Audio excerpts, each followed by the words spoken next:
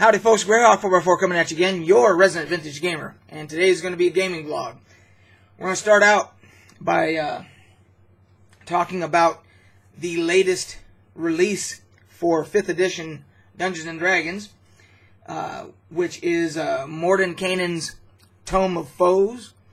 And as you can see, I got the limited edition one that you can only get at a retailer. You can't get this through Amazon online or whatever. You got to go to your brick and mortar store to get one of these with the special art cover, and it has that same satin finish to it that the previous two that have special editions also, Xanthar's and Volo's Guide. So if you want to get these special covers, you got to get them at the brick and mortar store. Now, I've gone through this, and contrary to what I'm reading from other reviews and so forth, I'm quite pleased with what I see in here. A lot of other reviewers are saying that they're calling it fluff and so forth, but what I see is an awful lot of source material. There is monsters and deities and gods and so forth that are all represented in here, and they're really starting to push this multiverse thing because, and rightfully so, Mordenkainen is from the world of Greyhawk. You have Elminster for Forgotten Realms. We had Mordenkainen for Greyhawk. So the fact that everything is in Forgotten Realms now, begs the question: how does Mordenkainen fit in with that? And now they're doing this multiverse thing, where basically there's multiple worlds, existing together and so forth. And what they've done in here is, like I was looking up the dwarves section, and it has the dwarves of Greyhawk, and then the dwarves of Forgotten Realms, and the dwarves of Dragonlance.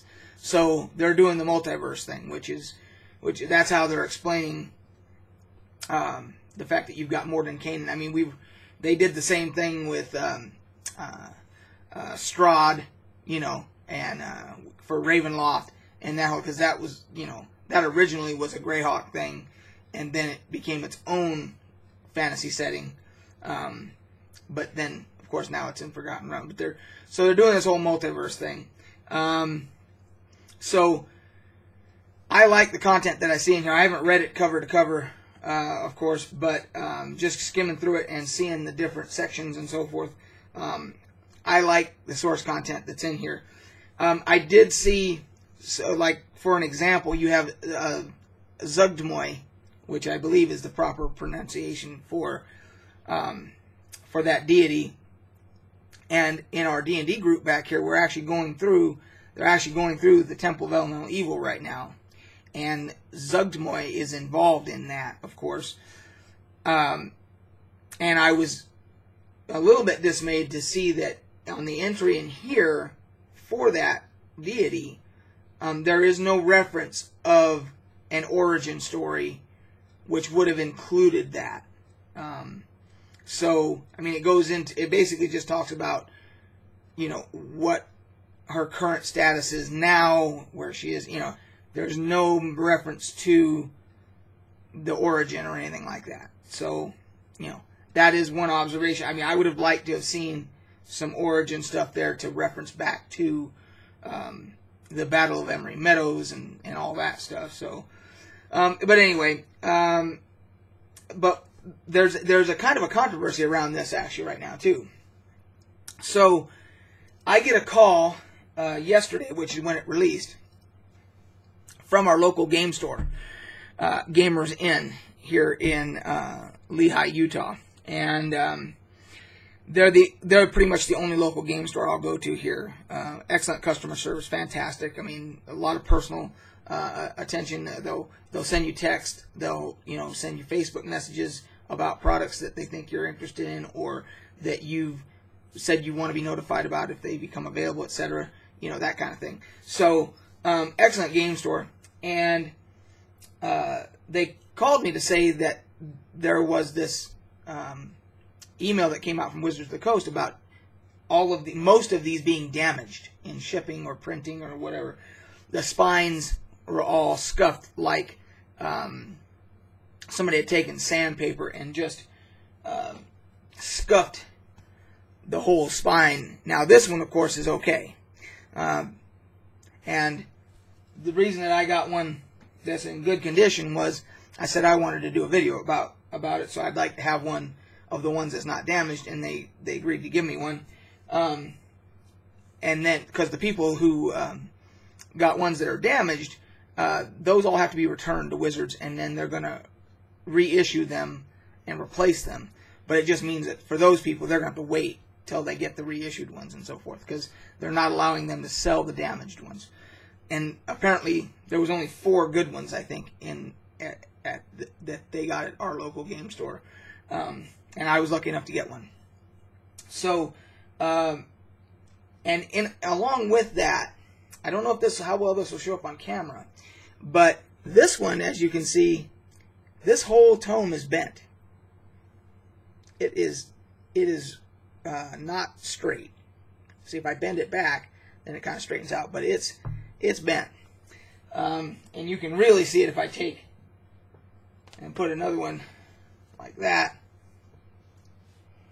Let's see if that comes up. You can see where it's kind of bowed.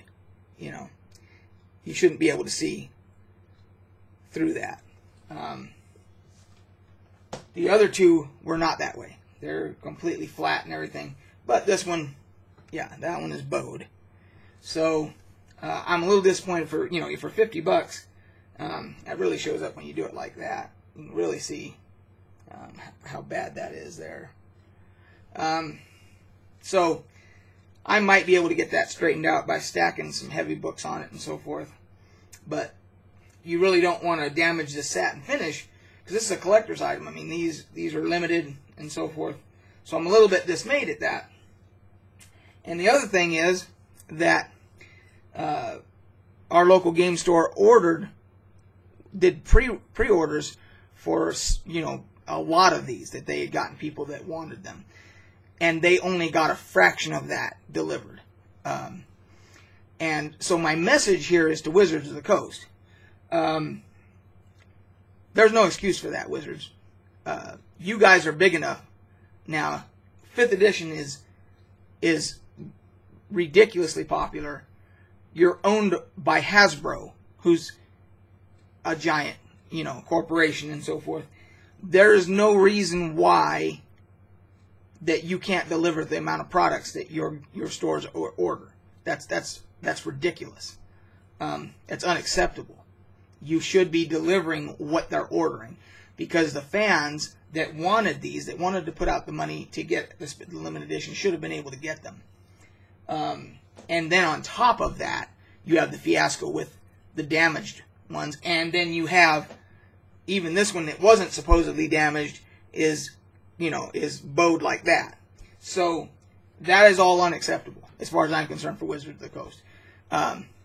You're the largest, one of the largest games company, if not the largest game company, and Hasbro is the mega corporation that owns you. There's no reason why you guys could not have made this release better and made sure that everybody got their copies and undamaged and so forth. And yes, I know you're trying to make it right and everything, and things happen. I get the damage thing. Yeah, shit happens. I get it. But not being able to fulfill the amount of pre-orders that there were, which were done in months in advance, I don't know how y'all dropped the ball on that. That just seems ridiculous to me. That screams of Nintendo when they did their whole Nintendo, classic console little thing, a Nintendo Classic or whatever that they released that had all the games preloaded on it and so forth. That was a couple years ago or whatever, and nobody could get one. I mean, it was like they were instantly sold out, and then the only way you could get one was to go onto eBay and pay 3 times what the list price was for it and everything, only because you guys didn't produce enough. You know, that's horseshit. Okay? Supply and demand. Meet the demand. Okay? Us nerds and geeks and so forth, we have money to spend and we will spend it, but give us what we want. You know, give us what we've ordered. You know, have enough product to fulfill the demand. It's horseshit, guys. And you wonder why everything's going digital. Everything's going digital content because there's no issue with not fulfilling a digital order. If somebody says, hey, I want to get the PDF of all these books instead of getting the print ones because I can't even be guaranteed I'm going to get one that I want, so I'm just going to get it on. And there's no limitation to the number of PDFs that you guys can make. Of course, you can't charge as much for them and so forth. But if you're wondering why people aren't buying DVD, or not DVDs, Blu-rays, and people aren't buying books, they're getting books on tape, or books on, audiobooks and so forth, it's because y'all can't keep up with demand. I mean, it's ridiculous. Steam, I have 524 games on Steam. All digital versions, of course, and I've almost quit buying. I don't even bother going to the store and trying to find, a game or whatever, physical. I prefer physical stuff because it's mine, it's tangible. It can't just disappear off the cloud or whatever. But you can't ever find anything anymore. So everything is going digital, and that's what's going to happen with you guys if you guys can't meet the demand. So that's my message that is my consumer advocate shit for today. Okay? Do better, Wizards. Period. Moving on. Well, that's enough for that. If you guys have been following, I haven't done a vlog in a long time, and I've already talked about the whole YouTube demonetization thing, and there's no real motivation to do videos and so forth.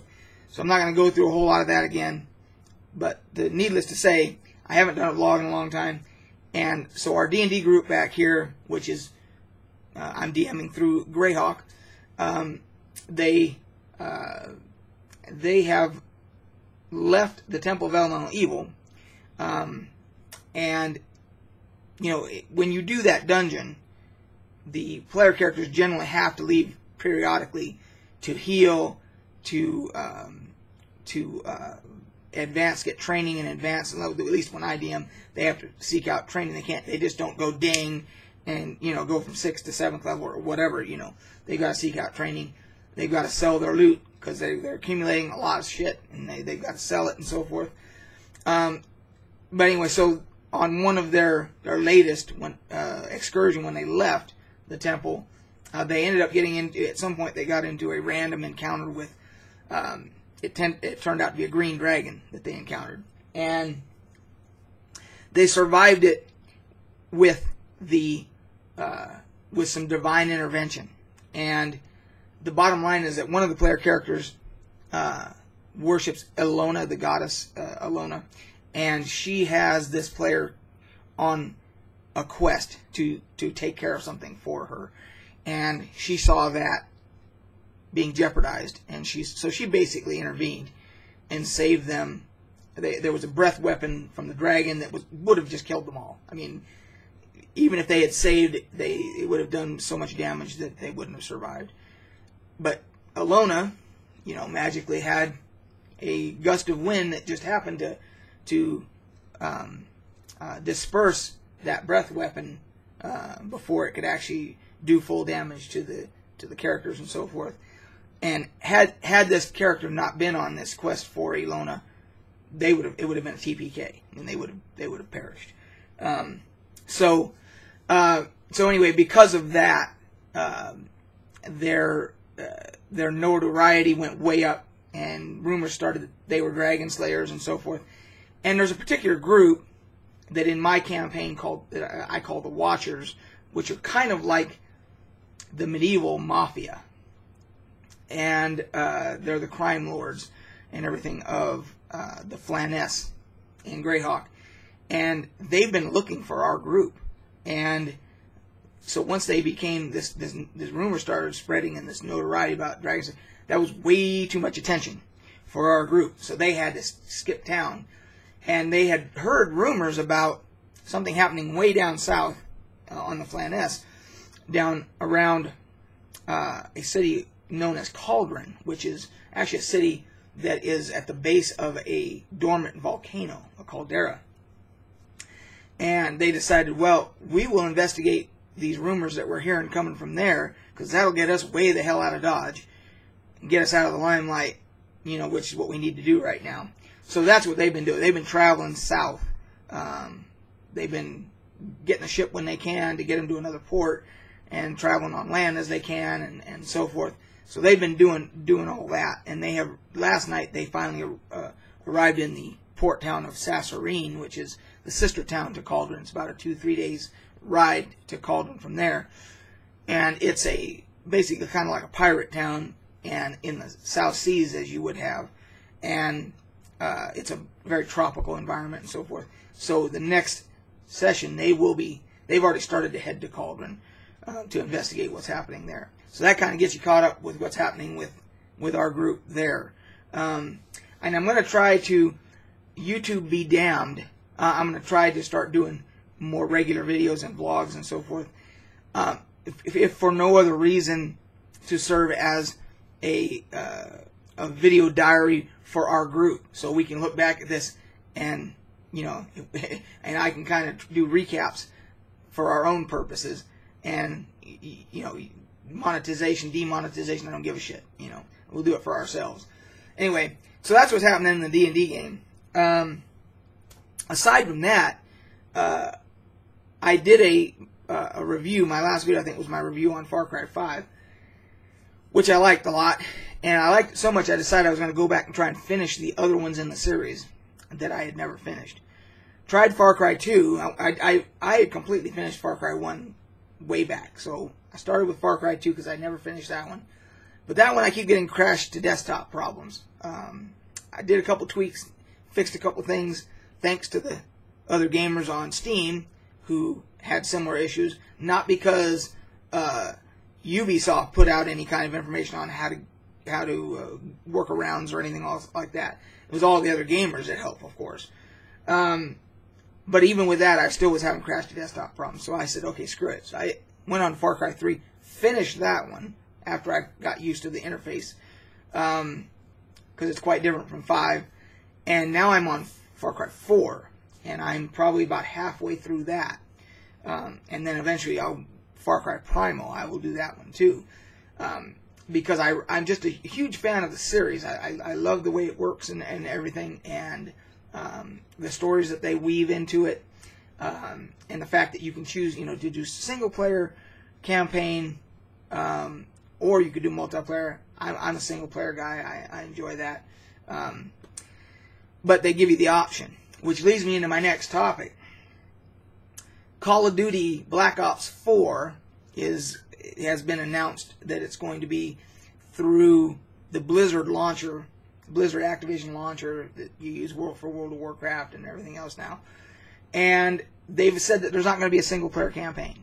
There's going to be a few solo missions woven into the game. And that bothers me because it seems like the trend is going away from having single-player content. You have PUBG, Fortnite. There's going to be a, whatever you want to call it. I forget the term that they use for the Battle Arena type thing for Black Ops 4. They're going to include that in there, which is going to be their version of PUBG, Fortnite type of a thing. And it just seems like a lot of the single-player stuff is just going away. Valve quit making single-player games, We used to have Half-Life. We used to have, Left 4 Dead. We used to have, and then there was the puzzle one, which I can't think of right now. Anyway, Portal, the Portal series. And Valve just quit making single-player games. And it seems like the other ones are all following suit. Slowly but surely we're getting rid of that kind of gameplay. So I applaud Ubisoft for at least continuing with Assassin's Creed and Far Cry, those franchises, and of course Bethesda. So we have Ubisoft and Bethesda, which seem to be my two fallback ones now for single-player content. So I just can hope and knock on wood that they keep that up. You know, they don't start to go by the wayside as well. So anyway, those are my thoughts. That's what's happening with me gaming-wise. And let me know your thoughts. Did any of you guys pick these up? Pick one of these up? Was yours damaged? Did they sell you a damaged one because they weren't supposed to? Did they promise you the moon? That they're sorry that they didn't get you one, and are you going to get a discount because you have to wait now? Or were you just told they can't get enough of them? I'd be interested to know if they said they can't get enough, if they can't even fulfill your pre-order. So I'd be interested to know all that. And then also, if you did get one, I'd be interested to know if yours had bowed like that, like mine, or if I just got unlucky on that one. So anyway, that's it, guys. Long video, but it's been a while since I made one, so we'll catch you on the flip side.